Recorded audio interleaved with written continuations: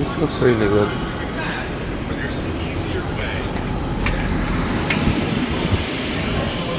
Hi. Hey, Jeff.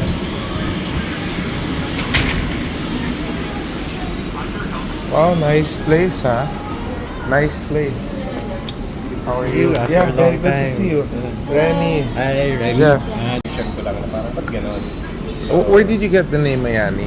Wala lang. Played around with the words May Ani. Pero There is harvest. And we wanted to turn it into some kind of a brand. pero it's parang agriculture talaga. Oo. So sabi ko, wala naman ako alam sa ag. It's like this. The reason I went to Indonesia or through APO. APO is what's APO? Asian Productivity Organization. She's my memory. Asian Productivity Organization. She was part of APO before. I mean, she joined something like this sa APO. And we're part of a Calamansi Association, Renny and I, because of she has a Calamansi business. I had, but it never really started up yung sa akin. But still, we are still part of our friends are part of the association. So they sent off emails to everyone. And Renny said, this is up my alley. Kasi it's me, it's describing me, which is agriculture and technology. So, one is agriculture, two, technology. Those are the keywords, diba? Maraming isang paragraph yan. The third is government and millennials. Third and fourth. So, those are the keywords that connected her with me. Sabi niya, this is for me. So, I wasn't qualified. Technically, I wasn't qualified. Wala ako sa age, wala ako sa sinabi nilang gusto nilang makuha para pumunta doon. But after the 4-day pick in the Philippines, isa ako napasok. So, hindi ko rin in-expect. Pero our entire Calamansi group, walang nakuha kahit isa. So, wow. So, maybe I really qualified. Kasi I was like double the age that they needed. But it was millennials. They were looking for millennials. Nandito pa sa agri sa government. Oh, I'm not a millennial eh. So, anyway, the thing is, nandun ako sa tech. I introduced myself as tech and government. And, of course, agriculture because of Panglao, Bohol, which is agri. So, wala lang ako sa millennial. But anyway, the problem now of the world is millennials are disappearing from the agri picture, di ba? The oldies are saying our children don't want to hold pala, di ba? So, namumroblema sila ngayon. So, this company is this Japanese who wanted this seminar was worried that one day, especially Japanese siya, they are mainly they need agriculture. Not like us, we buy our food. In Japan, they don't. They can survive on their own food. So, they need agriculture. They're worried and nawawala ng tao in Japan, di ba? So, that's their worry. And how to bring the millennial back to agriculture? Okay, so what I learned was, and the process of it was, we had to see a lot of point of views, a lot of perspectives. We went to probably 6 places, heard at least 6 sets of people, kasi the in charge of this, the in charge of that, the in charge of that, ganon. So, marami talaga, hindi ko na mabilang sa dami. We went to cacao plant and factory, coffee,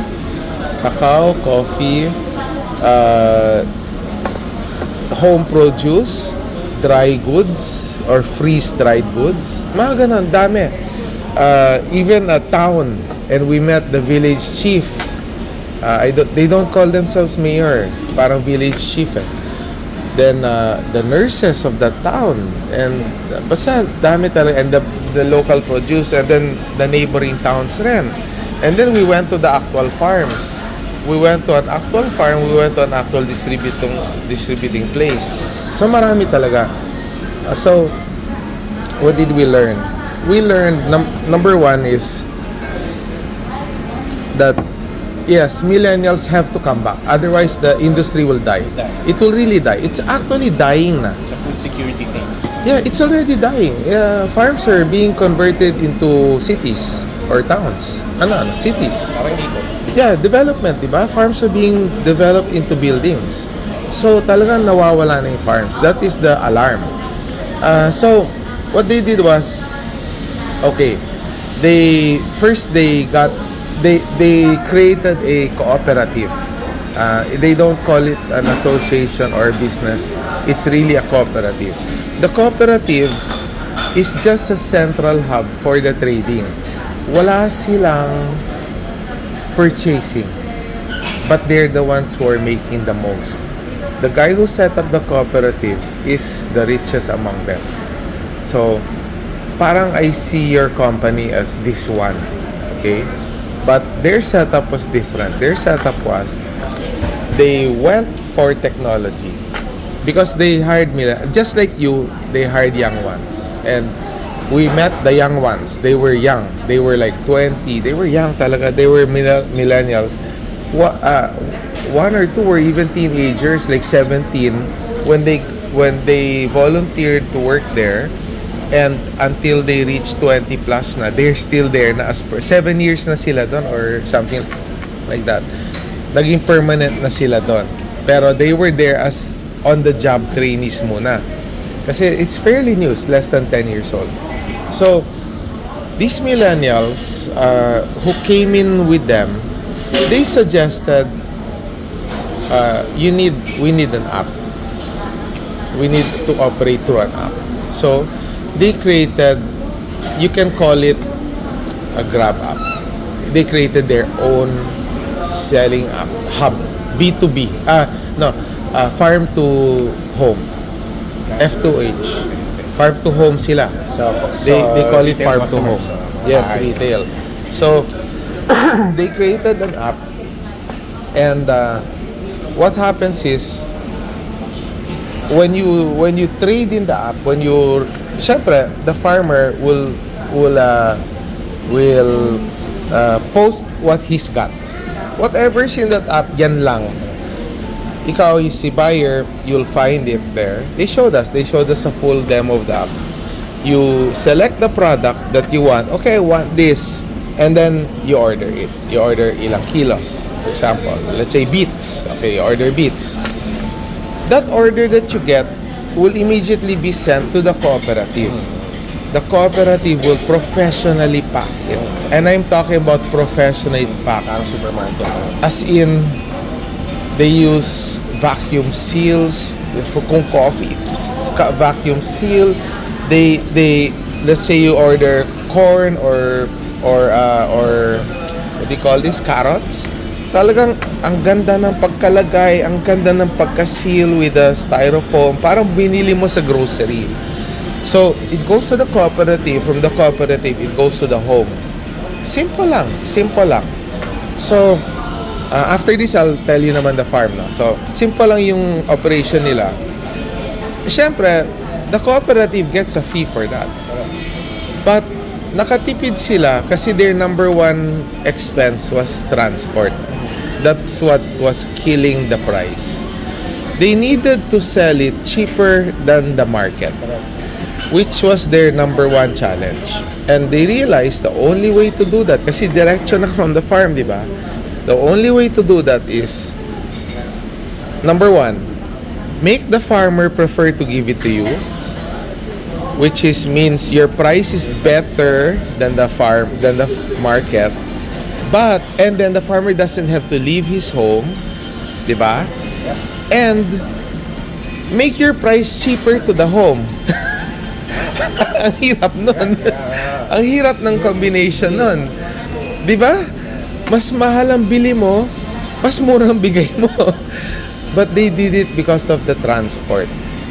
They were able to. And unfortunately, that's the one thing they did not tell us. They kept it from us.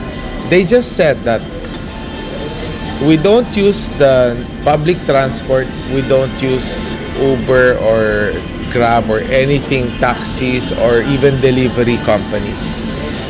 They are using themselves. Okay, so ano yung themselves na yan? It was very vague. But apparently, they were able to find a way to from farm to... Tingin ko based on the markets that I've seen and the terrible roads in Bali.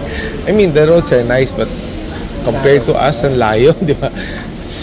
So, it's like our old roads to Baguio, yung 2 lanes lang nadikit pa.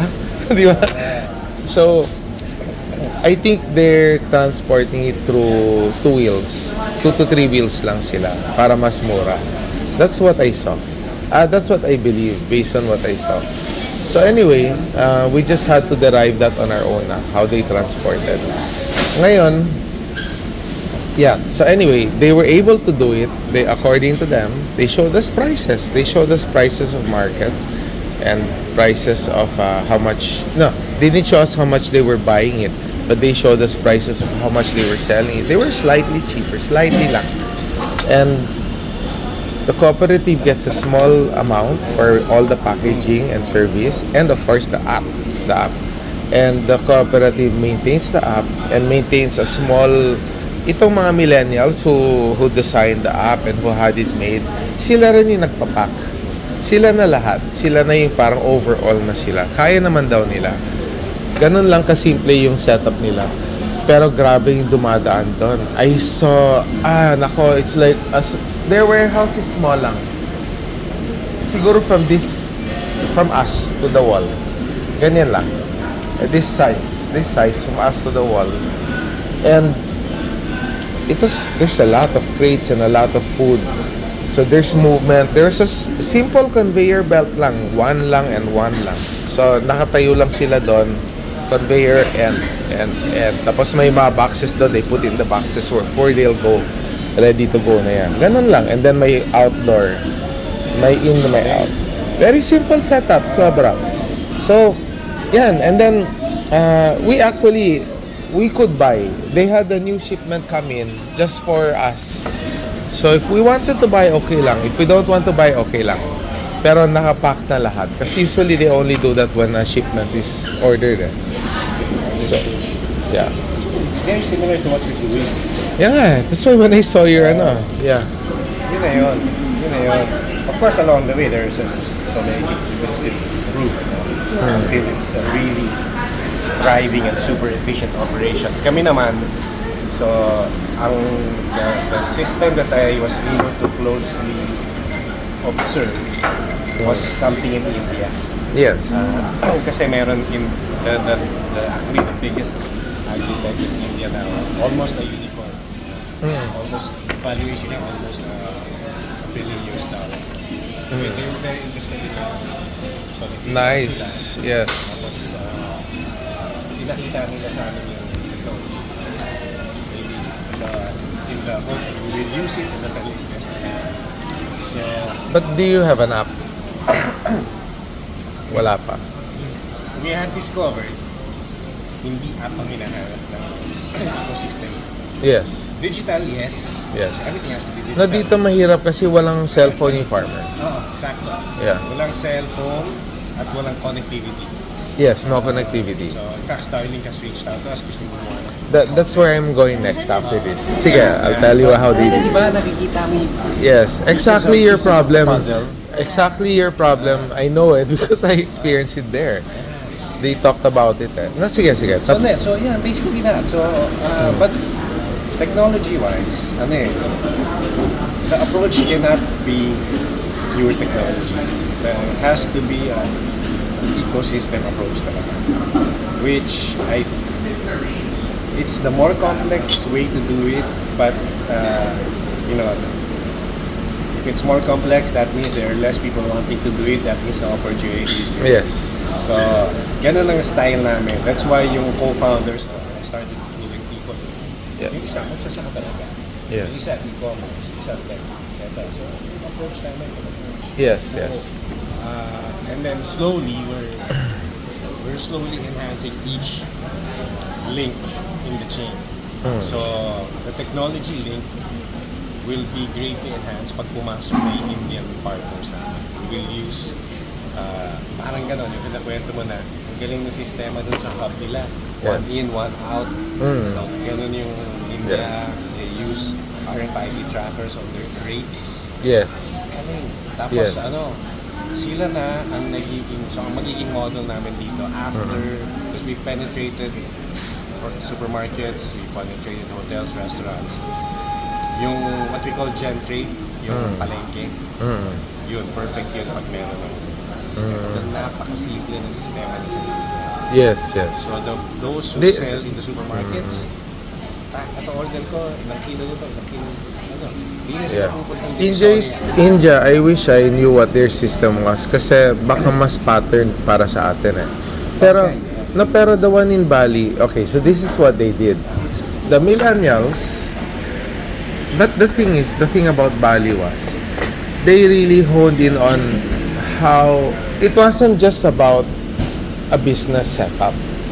It was also about sila yung leaders in how to get the millennials to do this. Yan yung target nila. Kasi that's the future. They saw that if they don't hone into the millennials, it will die. It's gonna die. So, millennials, they demand connectivity. They demand technology. So, here's what had to be done. Had to be done, ha? They went to the farm. The farms had no connectivity, no technology, no gadgets. So, but still, they got this millennial who's multi-awarded. Multi, as in he's an agriculture grad. Student pa siya. Marami na siyang awards. I forgot na what his awards were, but he sort of has a good researches. So they know he's really into it. They got him. As in, how much are you worth? They got him talaga. They gave him a sweldo. You're permanent na with us. Siya yung pinadala sa farm. This guy did everything. He made it a point. He followed up. The farm eventually had connectivity. Eventually, the farm had a gadget because of this guy. He forced it. He made it lakad. He went siguro to the cell phone company. Maglagay kayo dito. He convinced na we need to give them a cell phone. He did what he had to do as a millennial. Then, the app was created. Kulang pa. I'm not gonna use a palayok. That was in his head. I'm not going to use any tools. I'm not going to get my hands dirty. Somebody's got to do it for me. But everyone is old na. He was in charge of the water system. So, watering. Sinat-plant na lahat. He invented a gadget. Magaling tong millennial na to. He invented a small device. It's just a time control of watering. So, irrigation. yeah, no, but pati shower. So, meron silang sprinkler, meron silang shower. This little device with a motherboard na maliit and solar controls everything.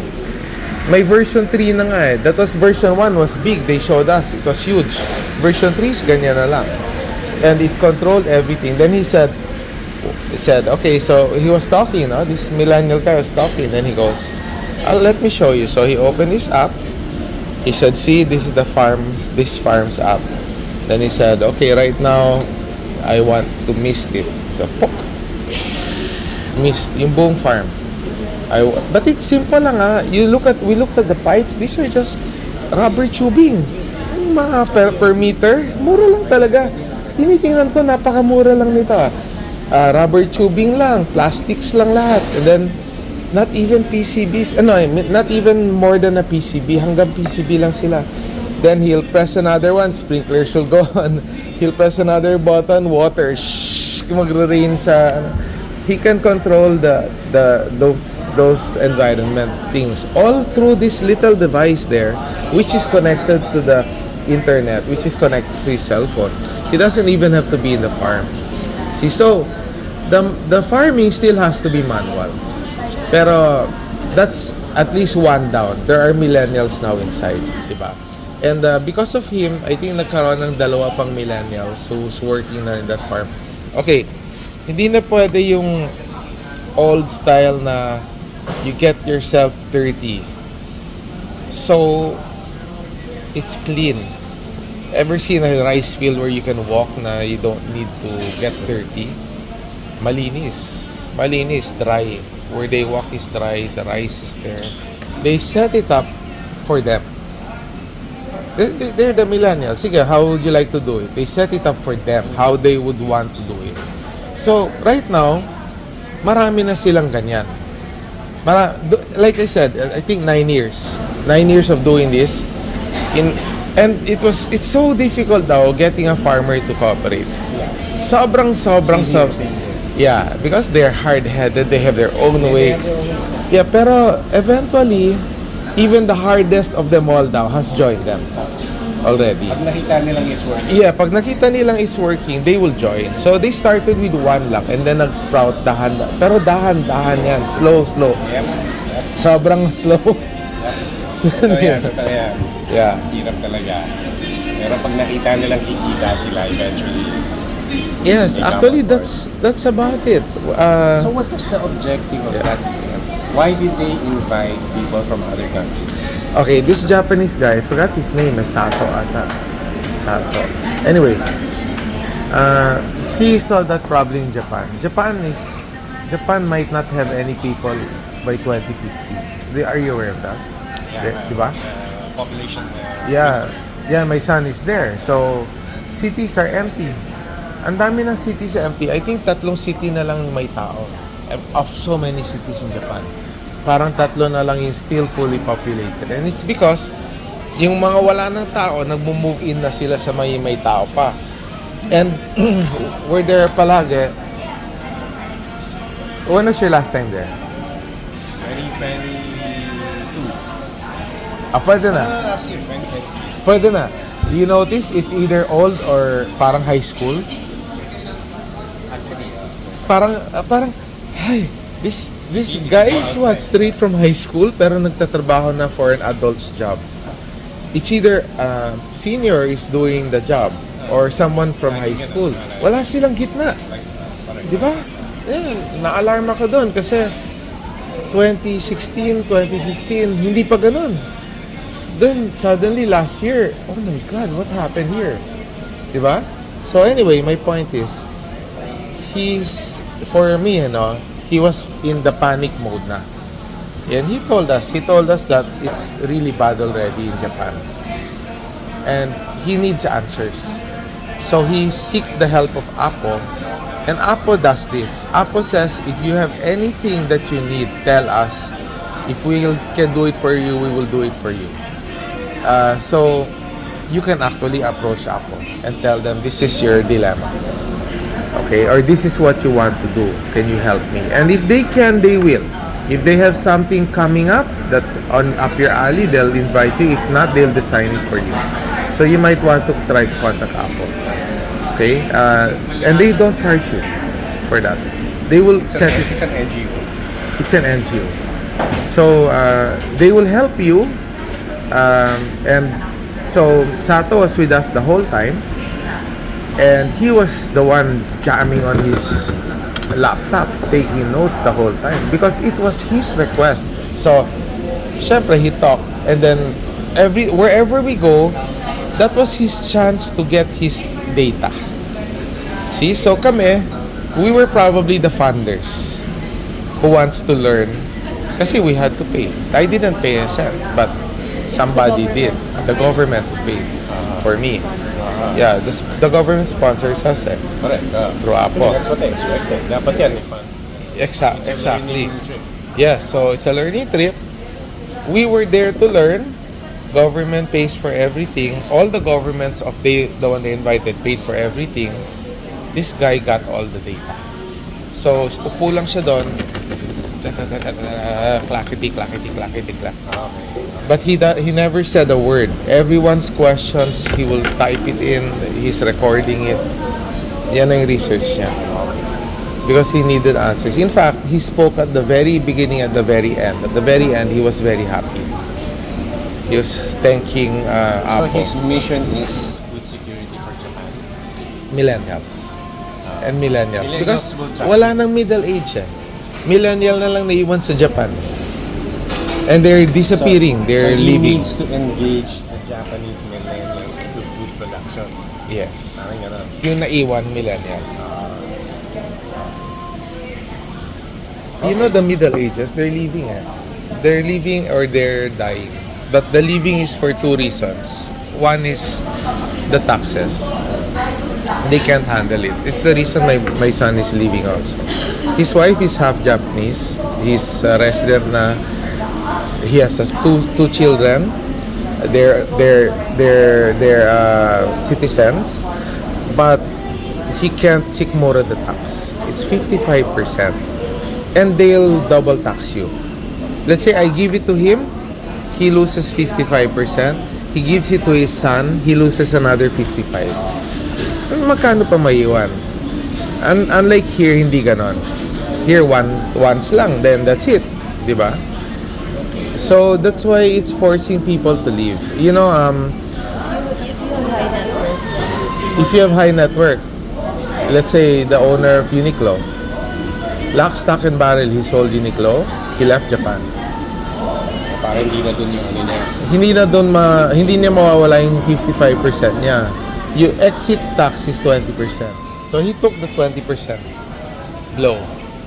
He sold Uniqlo, took the 20% blow, left Japan. On your part, so that activity, Yeah. are you seeing how you can apply it in your LGU? province, your LGU? Okay. Panglao doesn't have land. Oo nga. It's not good produce land. We have a very good agriculture with regards to, not very good, middle lang, with regards to pork, beef, but not land. Saan nyo pinukuha? And chicken. Gulay. We have to buy it from north of Bohol. Further off. Within Bohol pa rin. Within Bohol, but the opposite end. The opposite of Bohol na maraming land. Pero rich in marine resources. Rich in marine but bawal kunin. So saan galing yung fish ng Outside rin. Labas din. Yeah, actually Zamboanga. Pero sa mga nanggagaling karamihan. Yes, we're one of those. Kaya mahal ng pagkain sa Panglao. We have to get our kasi we have an ordinance, you cannot touch the waters. You cannot fish because it's for the tourists. It's for the locals. The locals, they can fish for their homes. But not professionally. Yung mingwit lang, ganon. Kasi mauubos and mawawala yung tourists. And tourists is the bread and butter, the lifeblood of Panglao. Like this year alone, it's only Feb, 1 million na. Galing! Super galing. Like, wow, na-shock ako. This same time last year was 130K. Galing, grabe. Times 10. Times 9. Grabe. Diba? Or times 8. Basta grabe, ang dami this year. Still not pre-pandemic. It's not yet pre-pandemic level. At pre-pandemic level, at any given point, there's 1.4 million tourists in Bohol. Most of them stay in Panglao. At any given point, as in, how many tourists are there today? 1.4 M. Ganon, at any given point.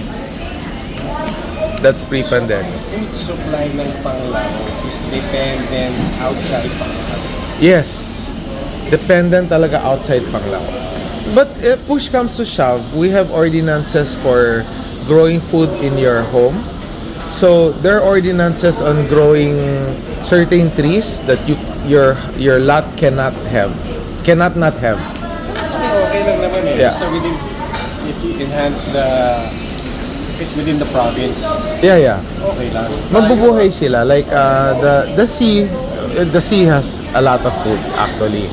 So as long as you're from Panglao, no problem with the dagat. The problem is the foreigners, the resorts, hindi pwede. So if you need commercial supply of fish, Yes. meron bang nanggagaling sa Bohol? Not that I know of. Sa Western Visayas. Yeah, Western, yes. Panay Islands, Yes, meron. Meron. Western I and asked the Eastern. palengke. Eastern meron din. I asked them where the vegetables are coming from. They said it's from Cagayan. Cagayan, With the sa oro. Mindanao. Oo. It's coming from Mindanao. Okay lang. Pero actually pwede naman yun. Kasi may land naman sa dito. Yeah, we can get from Iloilo. Pwede rin manggaling sa Negros actually. Hanggang na, ang Bayani magsaset up kami eventually sa Negros. That's why we're looking to supply the rest of Visayas. Maganda sa Negros, puro lupa. Wife ko is taga Bacolod. I see. That's one. Tapos so I have a natural network in Bacolod. Ganda doon. What kind of network do you need to say that you can start? Good question. Because I was just